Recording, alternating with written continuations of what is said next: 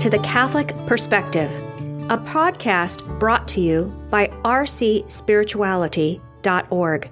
Enjoy the episode. Some straight talk about war and patriotism.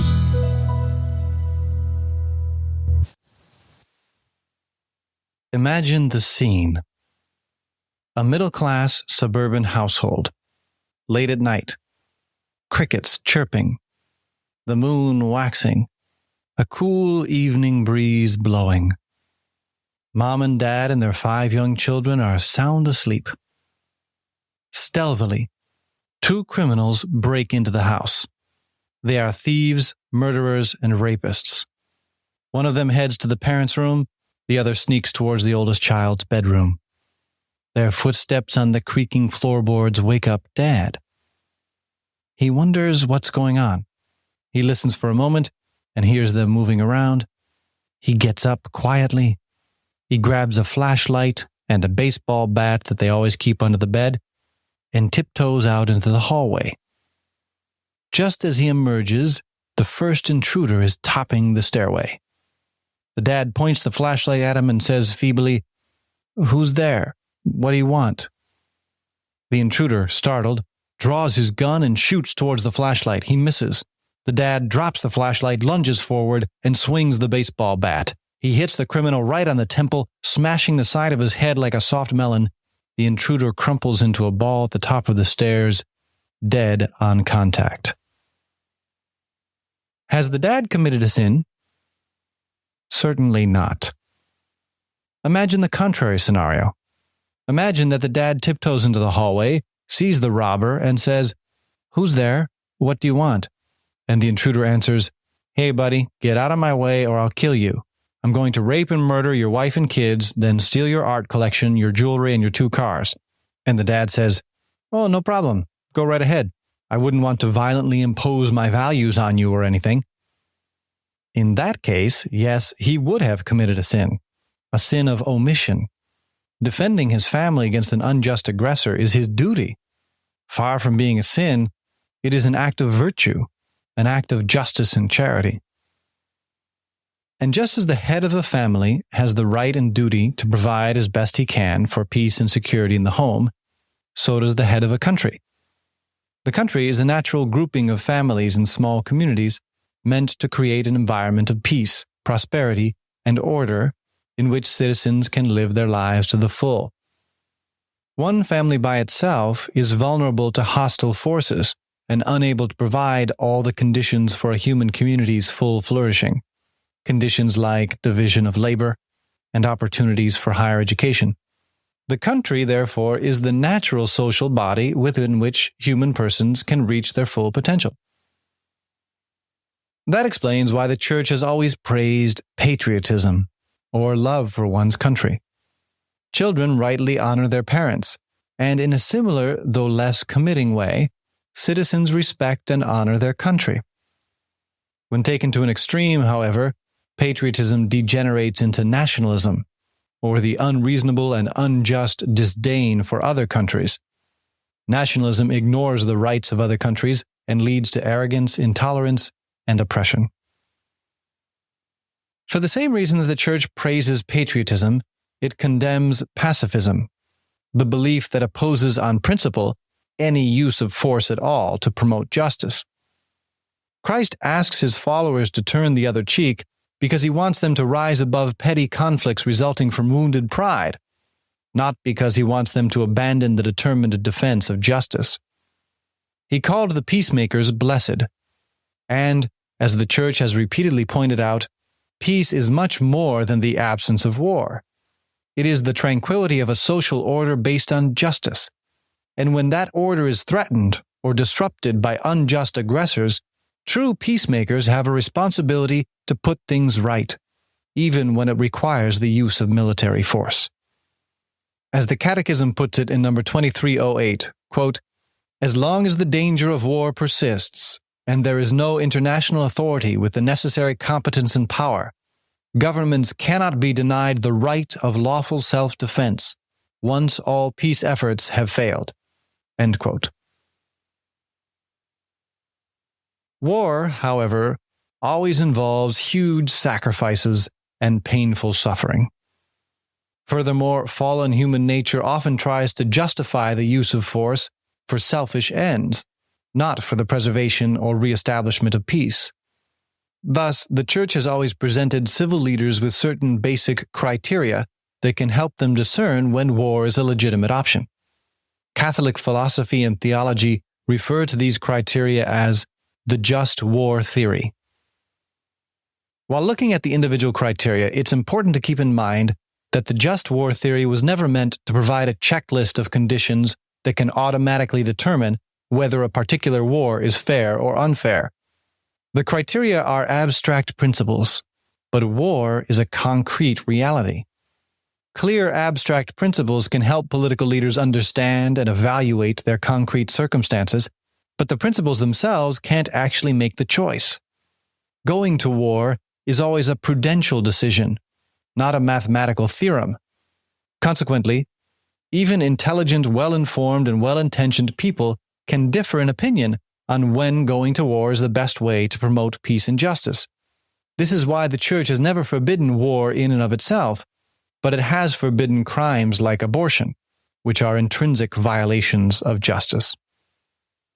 The criteria the Church offers to political leaders to help them determine whether or not war is a legitimate option are easy to remember.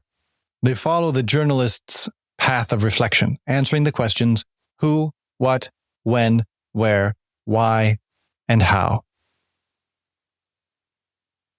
Who? Only a legitimate authority can declare war. The Catechism describes this authority as the one who has been entrusted with caring for the common good of a country. In other words, a legitimately established government. The reason is simple. Individuals acting on their own authority do not represent the interests of the whole community, so they cannot fairly take into their own hands an enterprise that puts the whole community at risk and demand such community-wide sacrifices. The publisher of the New York Times, for example, has not been vested by the American people with the authority to lead the country to war. Congress has. This criterion has become more complex with the advent of globalization. Since modern weaponry and technology often imply that war will seriously affect not only the warring countries, but the entire international community, some theologians have raised questions about the legitimacy of individual nations declaring war on their own. The apparent conundrum resolves itself, however, by keeping in mind the family self-defense parallel. Under certain circumstances, the head of a family can call the police when the family is threatened, and thus the duly constituted law enforcement agency can neutralize the unjust aggressor. But in other situations, as in the case of the murderous thieves above, the head of the family must act on his own. Likewise, if there were an effective, fairly constituted international law enforcement agency, it could, in theory, protect individual countries from unjust aggression or the threat thereof. But if that authority was ineffective or non-existent, individual countries would still have the right and duty to defend themselves. What? War is a country's use of military force to promote the common good, to establish or preserve the order and justice necessary for peace and prosperity.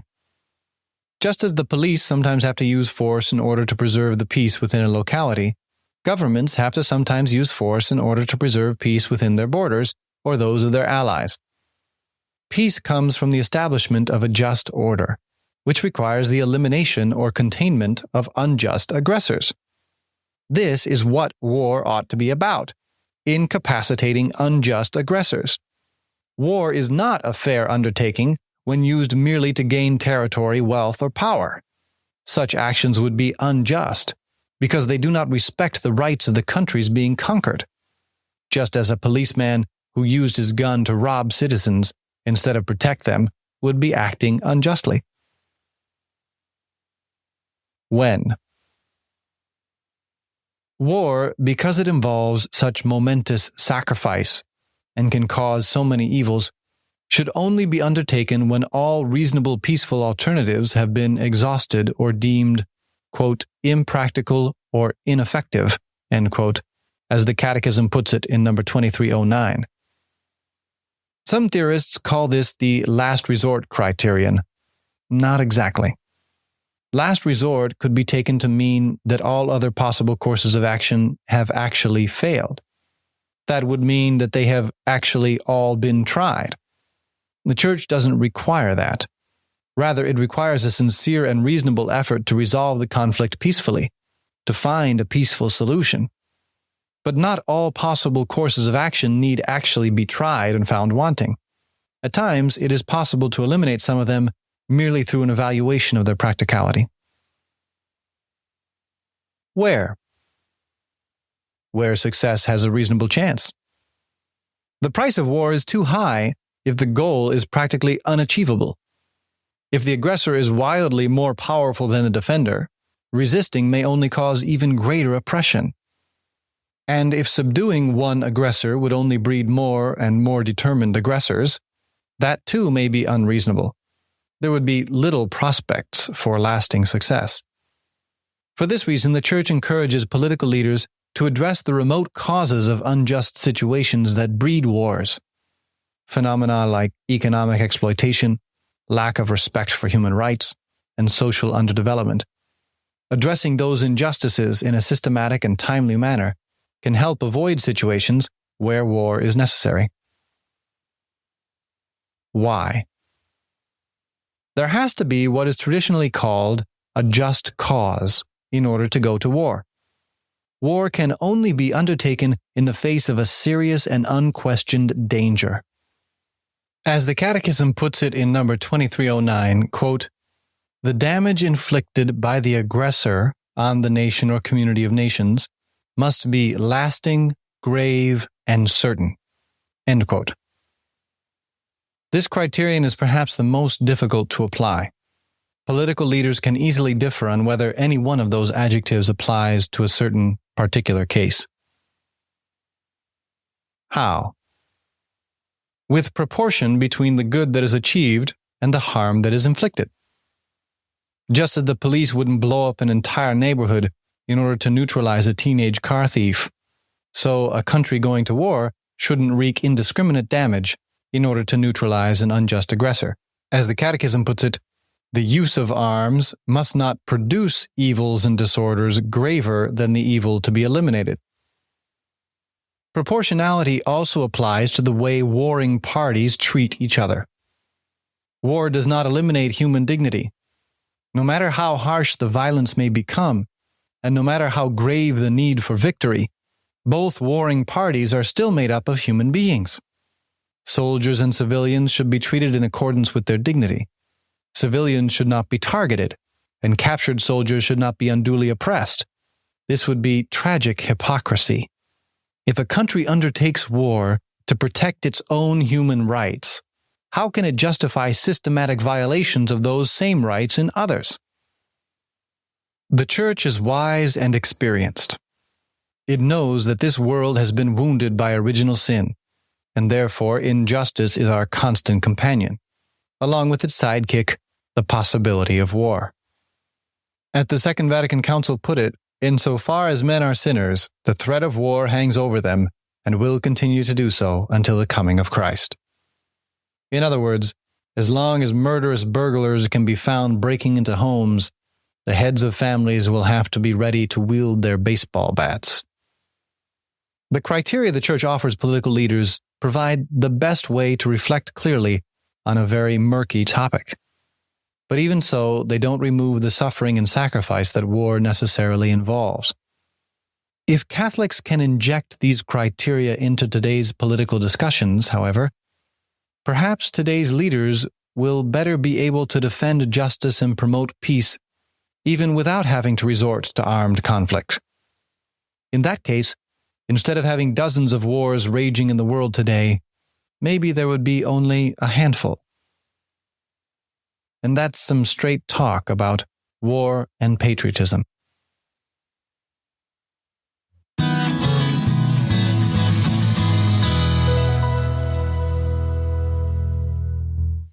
You have been listening to The Catholic Perspective, a resource from rcspirituality.org.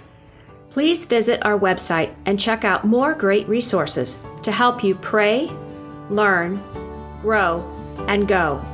Please join our team of digital missionaries by subscribing at rcspirituality.org.